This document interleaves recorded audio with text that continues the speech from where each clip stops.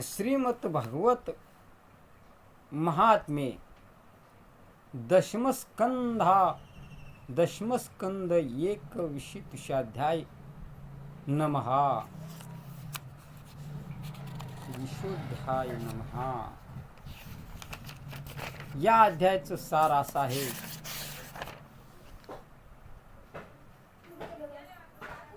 ओम नमो भगवते वासुदेवाय। जय जय जी जगन्नाथा तू भक्त काम पूर्विता। जय जयाजी अनाथनाथा भक्त मानदा श्री कृष्णा।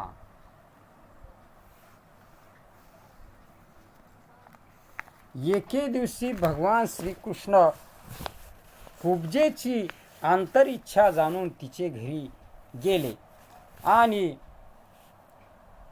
सवेते आपल्याबरोबर उद्धवाला घेऊन गेले आणि सर्वांचे आत्मा व सर्व साक्षी भगवान श्रीकृष्ण त्यांना भेटले आणि त्यांना भेटल्यानंतर व्याकुळ झालेली ती कुब्जा तिला सुखी करण्यासाठी तिच्या घरी गेले आणि भगवंत आपल्या घरी आलेले पाहून कुब्जेला मोठा आनंद झाला आणि आपल्या आसनावरून ती उठून उभी राहिली आणि भगवंताला उत्तम असं तिने बसण्यासाठी आसन टाकलं, भगवंताची पूजा केली आणि श्रीकृष्ण प्रथम मथुरेत आले पहिल्या दिवशी आणि तिने सुगंध जे उठणे होते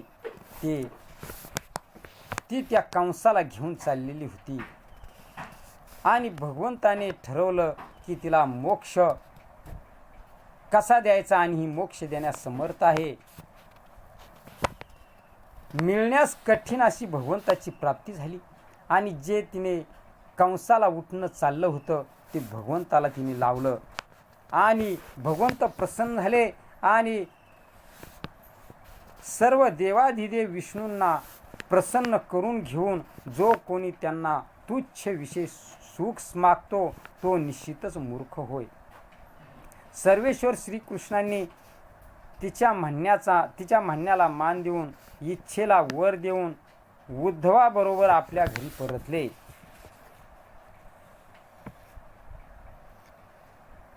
तिने भगवंताकडे काम वासना पूर्तीची इच्छा केली, त्यामुळे भगवंत थोडे नाराज झाले आणि त्यानंतर भगवान श्रीकृष्ण आक्रूराची मनोकामना पूर्ण करण्यासाठी त्याच्या घरी गेले आणि आपले बांधव असणारे हे पुरुषोत्तम येत असल्याने पाहून आक्रूर तातडीने समोर आले आणि श्रीकृष्णाचं त्यांनी स्वागत केलं, आलिंगन दिलं आणि कृष्णाची पूजाविधी केली आणि मनोभावे भगवंताची स्तुती केली।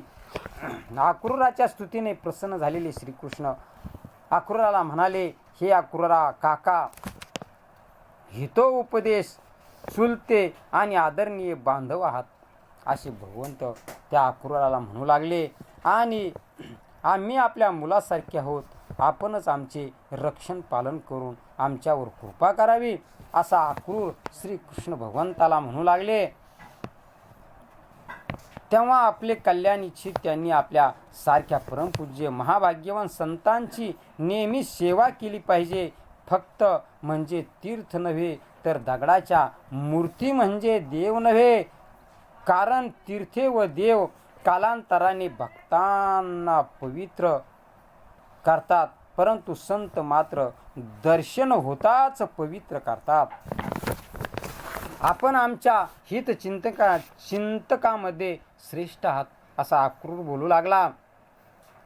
म्हणून पांडवांचे हित करण्यासाठी तसेच खुलासी जाणून घेण्यासाठी हस्तिनापुराला जावे असं आक्रूराने सांगितलं।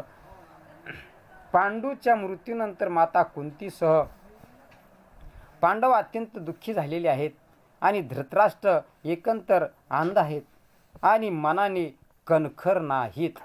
दुष्ट पुत्राच्या अधीन झाल्या कारणाने भावाच्या मुलाशी आपल्या पुत्रासारखा व्यवहार करीत नाही, म्हणून आपण तेथे जावे असे आक्रूर श्रीकृष्ण भगवंताला सांगू लागले आणि उद्धव सुद्धा भगवंताबरोबर होता। श्रीकृष्णाच्या आदेशानुसार आक्रूर हस्तिनापुराला गेले श्रीकृष्ण भगवंत अक्रूराला सांगतात आणि अक्रूराला उपदेश केला की धृतराष्ट्राची सुद्धा काही स्थिती बरोबर नाही, कारण की पुत्राच्या अधीन गेलेला आहे. तेव्हा भगवंताने सांगितलं, हे अक्रूरा, तुम्ही हस्तिनापुराला जाऊन पांडवांचं रक्षण करा आणि त्यांना योग्य तो मार्ग दाखवा. तो तेथे धृतराष्ट्र, भीष्म, विदुर, पांडव आदी सर्वांना भेटला आणि त्या खुलाशी संबंधी चौकशी केली.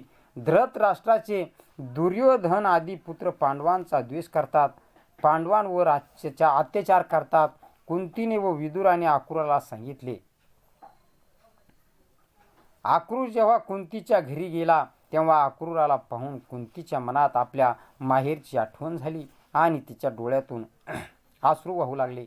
अक्रूर नंतर राजा धृतराष्ट्राला जाऊन भेटला आणि राजा धृतराष्ट्र आपल्या पुत्राच्या पक्षपाती होता आणि पांडवाशी त्याचे वर्तन पुत्रासारखे नव्हते. अक्रूराने सर्वांसमक्ष श्रीकृष्णाचा मित्रत्वाचा संदेश त्यांना सांगितला आणि धर्मानुसार पृथ्वीचे पालन करावे, सदाचरणाने प्रजेला प्रसन्न ठेवावे आणि स्वजनाबरोबर समान वर्तन करावे असे अक्रूराने धृतराष्ट्राला सांगितले. आणि आपल्या लोकांमध्ये मान व परलोकी सद्गती मिळेल, असं जर सत्य वागलं तर सद्गती मिळेल असा अक्रूराने धृतराष्ट्राला उपदेश केला. आणि त्याच्या विपरीत जर आचरण आपल्याकडून घडलं तर लोक आपली निंदा करतात आणि मृत्यूनंतर नरकात जावे लागते.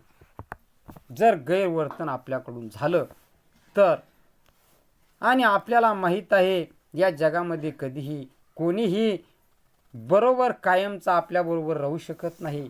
आणि राजन, हीच गोष्ट आपल्याला ही लागू आहे तर श्री पुत्राधिकाविषयी आपल्याला काय सांगावे. जीव एकटाच जन्माला येतो आणि एकटाच मरून जातो. आपल्या कर्मानुसार पाप पुण्याचे फळ सुद्धा एकट्यालाच आपल्याला भोगावे लागते. अधर्माने मिळालेले मूर्ख धन स्वजन लुटतात. जो माणूस आपले समजून त्याचे अधर्माने पालन पोषण करतो तेच प्राण, धन, पुत्र इत्यादी त्या मूर्खाला त्याच्या इच्छा अपुऱ्या ठेवूनच निघून जातात. म्हणून महाराज, हा संसार म्हणजे स्वप्न, संसार म्हणजे हे स्वप्न आहे आणि जादू किंवा राज्यासारखा आहे असे समजून स्वतःवर नियंत्रण ठेवून समत्वाने स्थिर राहावे. धृतराष्ट्र म्हणाला, हे उत्तम सल्लागार देणारे अक्रूर महोदय, आपण माझ्या कल्याणाचीच गोष्ट सांगत आहात. याच्यात काही वावगं नाही. मनुष्याला अमृत मिळाले तर तो जसा तृप्त होत नाही त्याचप्रमाणे मी सुद्धा आपल्या उपदेशाने तृप्त झालो नाही. असे असूनही आपण करीत असलेला हा हिताचा उपदेश माझ्या चंचल चित्तात स्थिर होत नाही. असे धृतराष्ट्र अक्रूराला सांगू लागले. कारण पुत्राच्या ममतेमुळे माझे मन विषम झालेले आहे. सर्व शक्तिमान भगवान पृथ्वीवरील भार उतरण्यासाठी यदुकुलात अवतीर्ण झाले आहेत. धृतराष्ट्राला कळत होतं की श्रीकृष्ण भगवंत नक्कीच पांडवांना न्याय मिळवून देतील, परंतु तो आपल्या भ्रांतीमध्ये, पुत्राच्या मोहामध्ये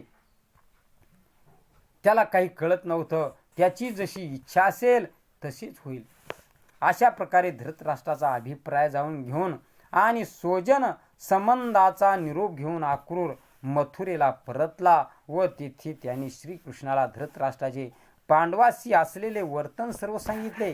या अध्यायाचे सार असे आहे. कुणी कुणाचा नोहे पुत्र, कुणी कुणाचा नोहे आप्त, देही आपुला नसे सत्य, धन सूत जाया माया ही, प्राणी जन्मला असे एकटा, मरे तेव्हाही असे एकटा, उगाच बुद्धीशी फुटे फाटा, माझे माझे म्हणतासे, स्वार्थासाठी आपुला म्हणते, स्वार्थ सरल्या निघून जाते, वृथा मोह न धरिती चित्ती, विवेक असावा संसारी, करावे इंद्रियाचे नियमन, काही मिळवावे आत्मज्ञान, शांत चित्त ठेवून करावे वर्तन, संसारी वागावे समभावे.